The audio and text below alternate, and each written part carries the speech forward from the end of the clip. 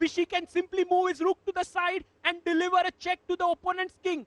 We have the completely zoomed in view. Will Vishy find that Musa might just move the rook to the side, give a check to the opponent's king, and it's over. And Duda has only 12 seconds, guys. 40 seconds for Vishy. Will he find it? This is the critical moment of the game. Vishy Anand, you can see there, the young, that young Vishy is coming out right now. He knows Duda he is can get so it. stressed. Duda knows it's over. It's close to over. He's thinking, is there any way, any resource that he can save himself? Oh, but Vishy moves his knight into the center. Why didn't he give a check? But this is also a winning move. This is also fine. Samai, that is okay. He has 23 seconds. He takes the bishop. He takes the knight. And now Vishy gives a check. Intermediate check before he It's takes mate that. in three. It's mate What? in three. Oh Oh, my Vishy God! Anand Vishy wins. Anand strikes after 6 months of not playing chess. Absolutely. The legend is timeless. He's the evergreen champion, and he has actually given Ganges Grandmasters a win. They lead the match 3-5-2. 5-2. It's a 3-point gap now with 3 more games to go, Samai. Let's quickly go to board number 6. You can see there, Vishy extremely pleased with what he has done here. Yeah, and Vishy, there's not much change on his facial expression. Reminds me of Mahendra Singh Dhoni, also wearing the yellow shirt. Vishy Anand started with e4 e5 and we have a Roy Lopez. It was a very nice attacking game by Anand after a few months of not playing chess at all. Now d3, bishop c5 and Anand decided to exchange on c6. And now knight d2. Of course, if you take this pawn, there is queen d4 and you lose a piece. So can't do that. Duda plays knight d7 anyway, just to clear the path for his f pawn and defending this pawn for the future because it was not a threat right now. Still in the future, it could have been a threat.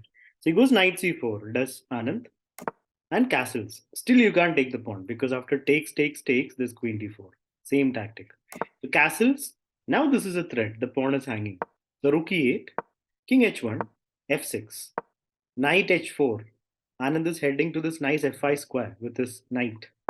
Knight f8, preparing the best place for defense. Knight e3, knight g6, and one of the knights jumps.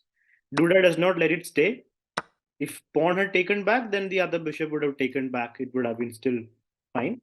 Bishop e6, and now b3, queen d4, rook b1, rook d8, and bishop kicks the queen back. And now f3. Things are quiet, right? c5, Duda gains a little bit of space. And now g3. What is Anand up to? He's just controlling these two squares from the knight.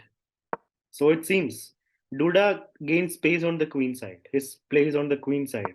Now queen e2, just developing the queen, getting out of the d file. Rook d7 and rook f2, queen c6, h4.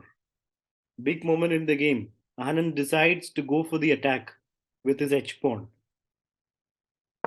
Duda plays c4, ignoring the threats. Takes, and Vishy just takes back, saying I'm a pawn up. The quality of the pawns are not great, and black has got activity with this queen, rook, and bishop. So there is compensation for black. Rook f1. Rook jumps to d8, and now bishop c3, covering d2 square. Now queen a3, rook b3. Of course, you cannot take this because then rook a1 traps the queen. So Duda jumps back with the queen. Now h5, Vishy continues his march on the king side. Knight e7 and h6. What does Duda do? He does not push, then that pawn would be very strong. He doesn't take, that will open up the h file on Vishy's terms. He just asks Vishy to take. He's getting ready to get the knight to d4. Now Vishy had played rook e1 so that when the file opens up, the rook would be active. Takes on g7, and now Duda gets his rook to d2. This looks very difficult for white because queen is forced back in the hands of a regular player, even a experienced tournament player. This would be a practically winning position for black, I would say. Because as you see, the rooks are active and one rook is already ended and white's king is stuck.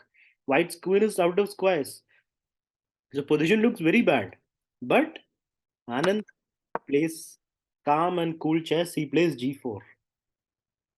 He's basically preparing queen h3 and also blocking his bishop out, this bishop from becoming active, and preparing knight f5. So queen a5. It's a very sneaky move by Duda because if you play the most natural move, queen h3, There is rook h2. And after takes, black is better. So Anand, with all his alertness, plays queen g1, keeping an eye on the rook at the same time, attacking as well, and preparing knight f5. King g6. This was a mistake by Duda. Duda tries to get his king active, as in tries to make the problems on the king side seem a little less effective. Like knight f5 gems wouldn't come with a check after king g6. But the problem with king g6 is it's not safe.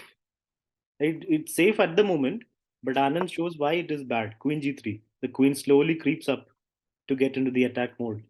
And now queen takes a2. Duda goes for the pawn, and that's a big blunder.